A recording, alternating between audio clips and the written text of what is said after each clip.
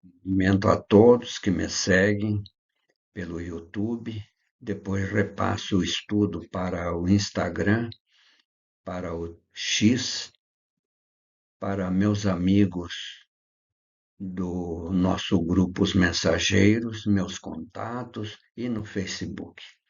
Então, hoje nós estamos estudando o Livro dos Espíritos, o livro terceiro das leis morais, que fala sobre os obstáculos à reprodução, casamento e celibato. É isso que nós vamos aprender agora com o nosso querido Allan Kardec, os bondosos espíritos que presidiram os seus trabalhos. Na pergunta 693, quis saber Kardec se as leis e os costumes humanos que objetivam ou têm por efeito criar obstáculos à reprodução, se eles são contrários à lei natural, e os espíritos respondem com muita simplicidade: tudo que entrava à marcha da natureza é contrário à lei geral. É verdade, tudo que os homens fazem, as guerras, por exemplo, é contrário à lei geral. A lei geral ela está esculpida na mente dos homens. É fazer tudo aquilo que a natureza precisa, cuidar da natureza, das florestas, das matas, dos rios, dos mares. Isso faz parte da natureza.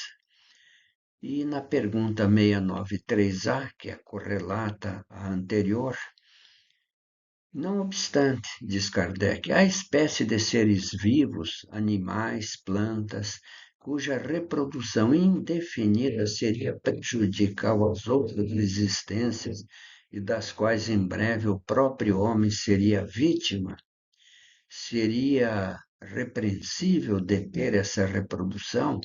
Veja bem, tudo aquilo que não serve, o homem para isso tem a inteligência, a razão e o bom senso para impedir que espécies que são pragas, que elas possam prejudicar a vida do homem. Por exemplo, nas grandes plantações de soja, de trigo, de milho, quando se assenta uma praga, o homem tem que acabar com ela antes que ela acabe com a plantação. As aves que vêm comer muitas vezes as plantações, frutas, etc., também têm que ser eliminadas, porque o homem tem que precaver a si mesmo, a humanidade toda, que é muito mais valiosa. Portanto, Deus deu ao homem, sobre todos os seres vivos, um poder que ele deve usar para o bem, mas não abusar. Ele pode regular a reprodução segundo as necessidades, mas não deve entravá-la sem necessidade. Quer dizer, só promover a, a reprodução quando ela se torna excessiva. Por exemplo, os roedores, eles se reproduzem numa quantidade incrível. Ratos, os hamsters, esquilos, etc. Então, o homem tem que regular a reprodução desses animais, porque senão eles tomam conta da natureza. Os insetos, por exemplo, se não são os morcegos que saem à noite e que devoram incontáveis insetos, o nosso mundo seria tomado pelos insetos. Então, o homem tem o dever de proteger animais que servem para o homem sem saber que estão servindo, porque eles não têm inteligência. Mas vocês vejam que eles colaboram com o homem. Portanto, a ação inteligente do homem é um contrapeso posto por Deus entre as forças da natureza para restabelecer o equilíbrio, e isso também o distingue dos animais, é claro, porque nós temos inteligência, pois ele o faz com conhecimento de causa.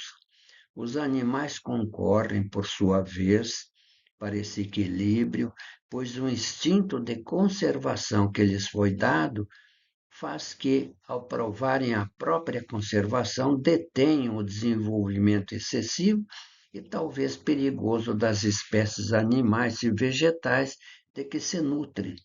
É a natureza. A natureza não faz com que os animais carnívoros abatam as presas que se multiplicam com muito mais rapidez? Então é assim na natureza, tudo trabalha admiravelmente bem, contribuindo poderosamente para que a lei da reprodução ela se efetue normalmente. E aqui eu mando para vocês, marque com F, com V de verdade ou F de falso, mas tudo é verdade aqui. Então é o seguinte, são contrárias à lei da natureza, as leis e os costumes humanos que têm por fim ou por efeito criar obstáculos à humanidade. É verdade. Deus concedeu ao homem, sobre todos os seres vivos, um poder de que ele deve usar sem abusar, pois pode regular a reprodução de acordo com as necessidades. Verdade. Ao a reprodução para a satisfação da sensualidade, isso prova a predominância do corpo sobre a alma e quanto o homem é material? Verdade. Em outras palavras, podemos também dizer que, desde que os obstáculos à reprodução não firam a moral nem a ética, podem ser utilizados, como, por exemplo, nos casos de gestação que põem em risco a vida da gestante. Completamente verdade. Vamos em frente. 694. Que pensar dos usos que tem por fim deter a reprodução com vistas à satisfação da sensualidade? Isso prova a predominância do corpo sobre a alma e quanto o homem ainda está imerso na matéria. Os brutos, não é? Esses homens extremamente ignorantes, materializados, que fazem um uso exagerado do exercício sexual. Não devemos proceder assim. Tudo Deus nos deu para usarmos sem abusarmos. Pergunta 695. O casamento, ou seja, a união permanente de dois seres, é contrária à lei da natureza? Não, responde os espíritos. É claro que não. É um progresso na marcha da humanidade. E na 696, qual seria o efeito da abolição do casamento sobre a sociedade humana? O retorno à vida dos animais, porque é o casamento que une homem e mulher, para que eles prossigam, não é? Vivendo no amor, no carinho e gerando uma prole que liga também a parte religiosa e moral de todos nós. E Kardec então comenta: a união livre e fortuita dos sexos pertence ao estado de natureza. O casamento é um dos primeiros atos de progresso nas sociedades humanas, porque estabelece a solidariedade fraterna e se encontra entre todos os povos, embora nas mais diversas condições. A abolição do casamento seria, portanto, o retorno à infância da humanidade e colocaria o homem abaixo mesmo de alguns animais que lhe dão um exemplo das uniões constantes. Nós vemos, por exemplo, os pássaros. Os pássaros, quando fazem sua união, é para sempre. Animais, somente o homem que fere esse processo da natureza. E nós colocamos aqui essa ilustração, um casal de jovens, né, que estão se unindo de acordo com as leis sociais, né? Porque o que vale não é o casamento religioso. O casamento religioso é para dar assim uma prestação de contas para a sociedade. O que vale é a lei civil. Essa é a grande realidade, não é? Vamos pensar nisso. Prosseguindo, 697. A indissolubilidade absoluta do casamento pertence à lei natural ou apenas à lei humana? É uma lei humana muito contrária à lei natural, mas os homens podem modificar as suas leis, somente as naturais são imutáveis. É verdade. No casamento, o homem muda as leis de acordo com suas conveniências. Só a lei de Deus, que é natural, esta é para sempre. Portanto, o casamento é uma lei de Deus. Mas o homem muda essas leis de acordo com o que eles querem. É lamentável, mas você repare que os casamentos, especialmente fora do mundo ocidental, lá no mundo oriental, tem homens que têm uma prole, que têm mulher, tem um harém, digamos assim, com muitas mulheres, quando o normal seria o homem e uma mulher. Não mais de um, é claro, seria ilógico. Portanto, é assim que a sociedade deve progredir. E daí pergunta Kardec na 698 se o celibato voluntário é um estado de perfeição meritório aos olhos de Deus. Não, dizem os espíritos. E os que vivem assim por egoísmo desagradam a Deus e enganam a todos. É o caso daquelas nossas irmãs e homens também, não é? Religiosos, padres, sei lá, que se enclausuram, ficam 24 horas do dia rezando, sem proveito nenhum, não fazem nada, vivem fora da sociedade porque eles pensam que a sociedade, os humanos, os homens e mulheres vão prejudicá-los, não é? Não, não posso ter contato, as mulheres, né, com os homens, não é? Porque eles podem nos prejudicar. Então se enclausuram, não fazem nada, não progridem, não trabalham. E quem não trabalha não progride, não aguça a inteligência. E ficam lá, sem fazer nada, apenas nessas preces que cansa, perde aquele contato natural daquela prece simples, feita com amor, feita com carinho. Então, muito cuidado com isso, a clausura. Prosseguindo, 699. O celibato não é um sacrifício para algumas pessoas que desejam devotar-se mais inteiramente ao serviço da humanidade? Isso é bem diferente. Eu disse por egoísmo. Todo sacrifício pessoal é meritório quando feito para o bem. Quanto maior o sacrifício, maior é o mérito.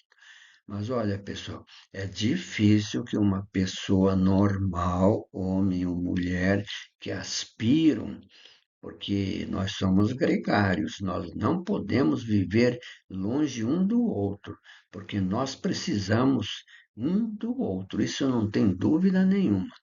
E daí Kardec comenta o seguinte: Deus não se contradiz nem considera mal o que ele mesmo fez.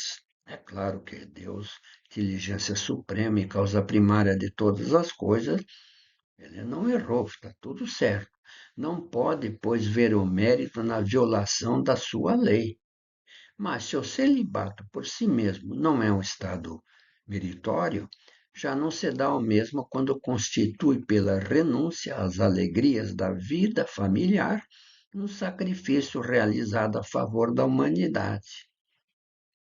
Todo sacrifício pessoal vivendo no bem sem dúvida, segundo a intenção egoísta, eleva o homem acima da sua condição material.